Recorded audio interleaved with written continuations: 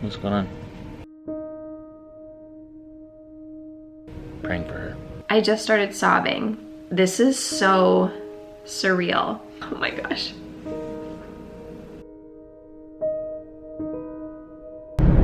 So we all thought I was going to work today. I called my doctor this morning and told her that last night I found a lump. They called back and said I need to go in for a mammogram and an ultrasound. I think part of it is stat because she will not do the transfer until I am cleared. Philip's very stoic. I go between being like it's not anything and then I'm gonna feel really silly, to like trying not to be sad if it could be something. I don't know. I can't even say that out loud. It's like weird. I don't know. I think the weirdest thing is the drive into these appointments are a little surreal. Even though I feel like it's nothing, it doesn't feel like real life. Like, it's never gonna be you. It's the same with infertility. It was never gonna be us. Why would we struggle with infertility?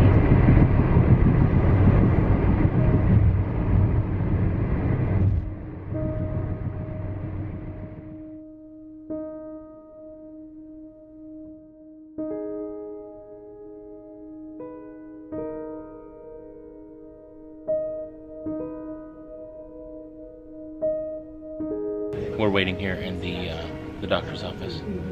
So we don't know how bad it could be or not at all.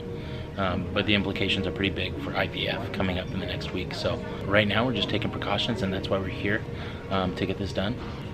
Obviously, if we had a choice, we wouldn't be here at all, but neither would anybody else in this room. The only thing I have going through my head right now is it's in these moments that help you remember what is most important in life. And it really puts things in perspective.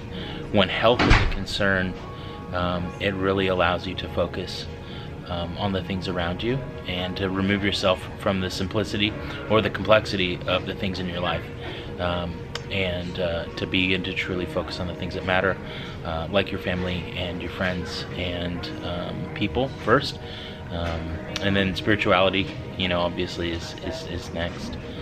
Thinking about, man, like, am I doing the right things in life? Am I following the right things? Am I, where could I be improving in life? And then lastly, it's okay, so what would be the next steps, and facing that head on. And so whatever we find out from here today, we're gonna face it head on like we have, and take you guys along the journey. And hopefully this is all for just a precaution, and it's absolutely negative, and that would be best case scenario. But if it is positive, or for any reason, and there is anything wrong, and that they find anything that would be challenging Alex's health as we knew it, then we're going to just be as transparent as possible and face it head on with the faith, knowing that there's a reason for this, and every test can be a blessing. And so we're just going to look for the good in this scenario and the good in all of this, so that we would be able to come out with a better perspective that we didn't have before, and just to value life more now than ever. So thank you guys for your concern and your prayers and your thoughts as we head in this journey. I'm not sure if we're going to get results tonight or tomorrow or whenever, but we are going to go in now and get this test done. What's going on? You want to come sit on my lap? No, Santa. I could be your Santa. You can come sit on my lap. You okay?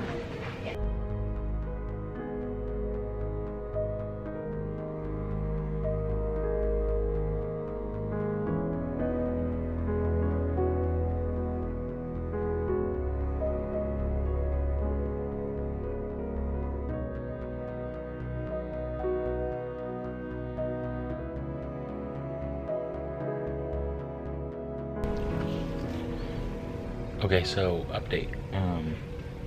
Alex went in and I was not allowed to follow. And so she started tearing up quite a bit, actually. She was pretty sad that I couldn't get in there with her. She probably wanted me there for security and comfort, but wasn't allowed. So hopefully it won't be too much longer. They are just doing a breast ultrasound. Yeah, praying for her. Do you want to read Hey Diddle Diddle again? Yeah. Okay. I'll read Hey Diddle Diddle again. Okay. Old Mother Hubbard went to the cupboard to fetch her poor dog a bone. And when she got there, the cupboard was bare, and the poor dog had none. To market, to buy a fat pig. Home again, jiggity jig. To market, to buy a fat hog. Home again, jiggity jog.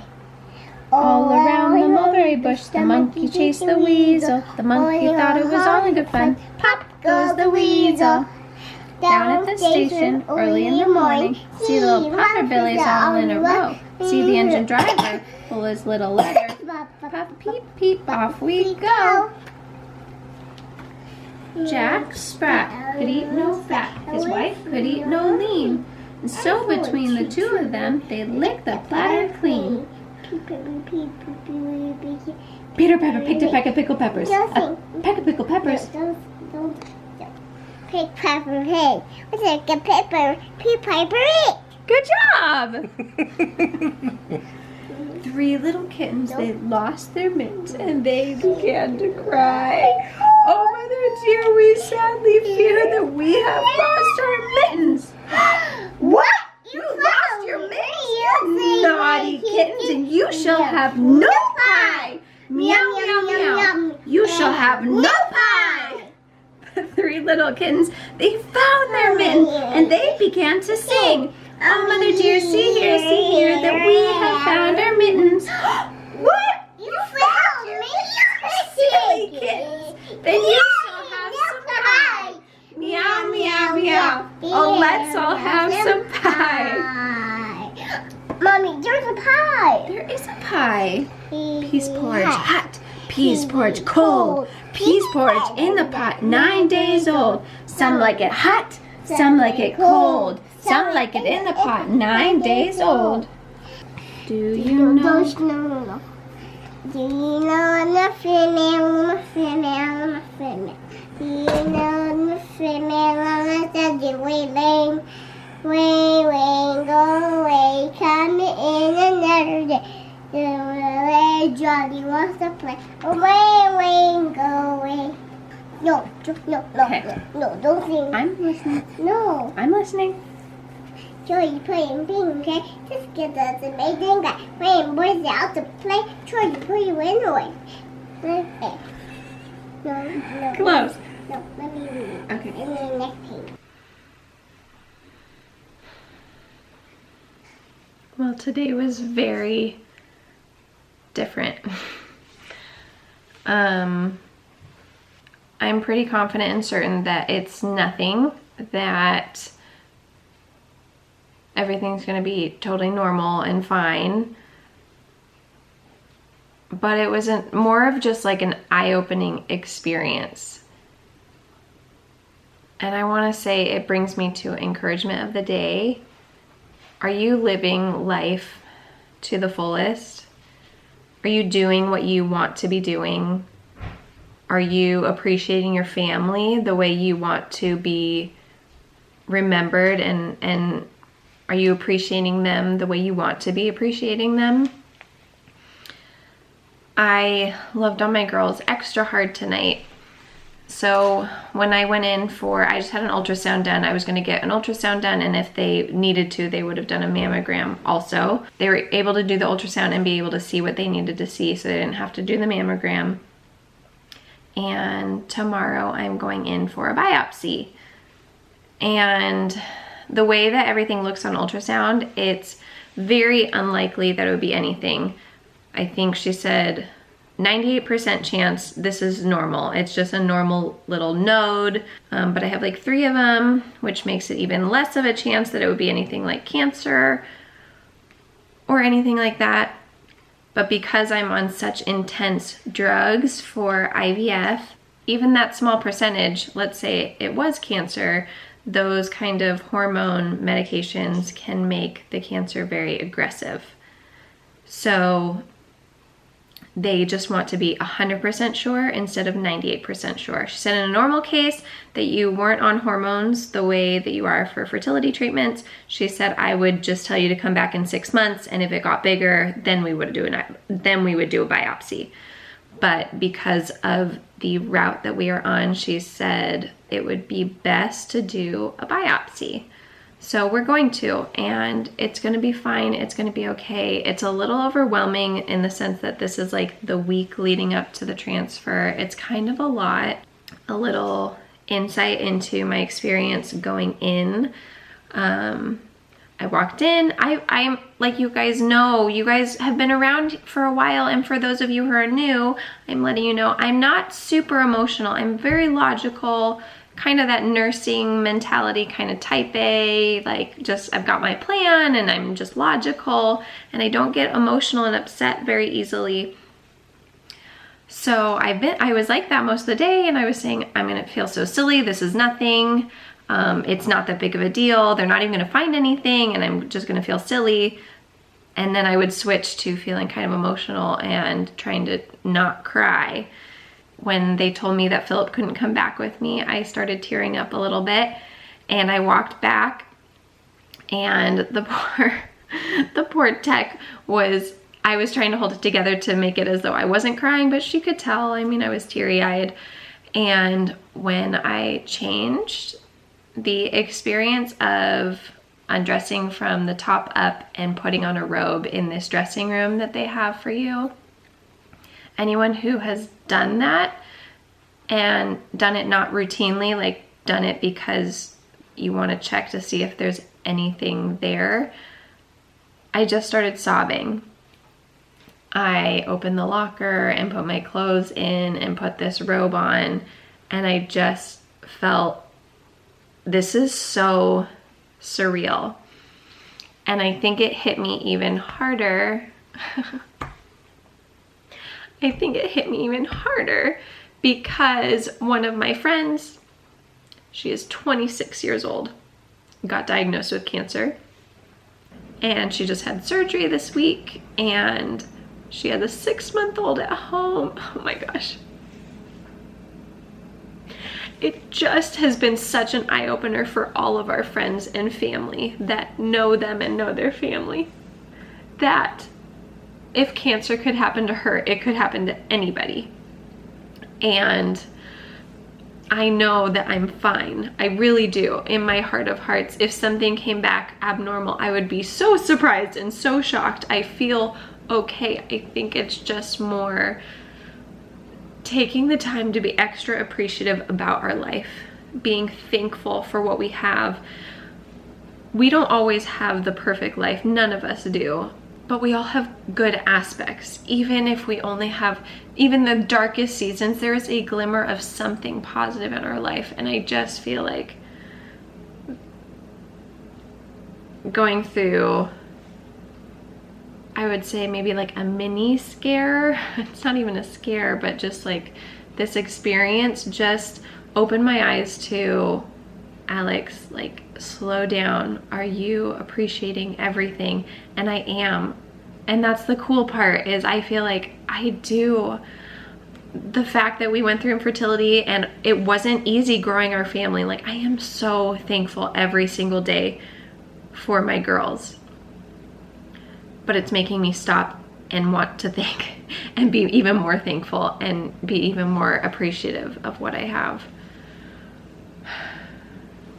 The biggest takeaway from this was loving Phillip more. We have a really good marriage. I am so blessed for the relationship we have. But it feels like this kind of experience tailspin me back to, hey, remember when we were married, like the first year, and we were first started dating, and it just made me extra appreciative of him, and knowing I want to live the rest of my life with him. And I would rather have him than having a large family. I don't know if I'm explaining this right.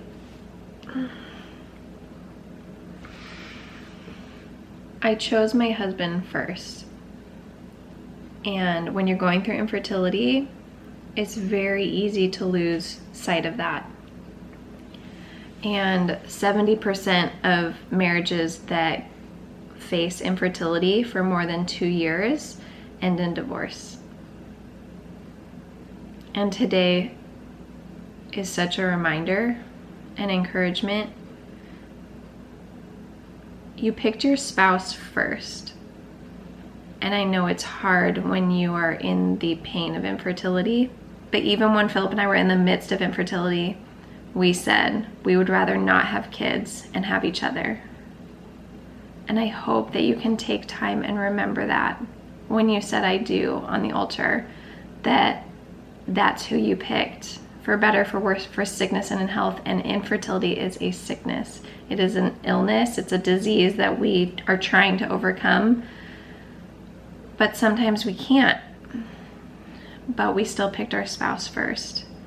I feel like that leads into our nonprofit of Love Multiplies. It's our biggest passion, those 70% of people ending in divorce, because infertility is just awful. It's so awful, but we picked our spouse first. And today, this little experience that I've gone through today, it's just a good reminder.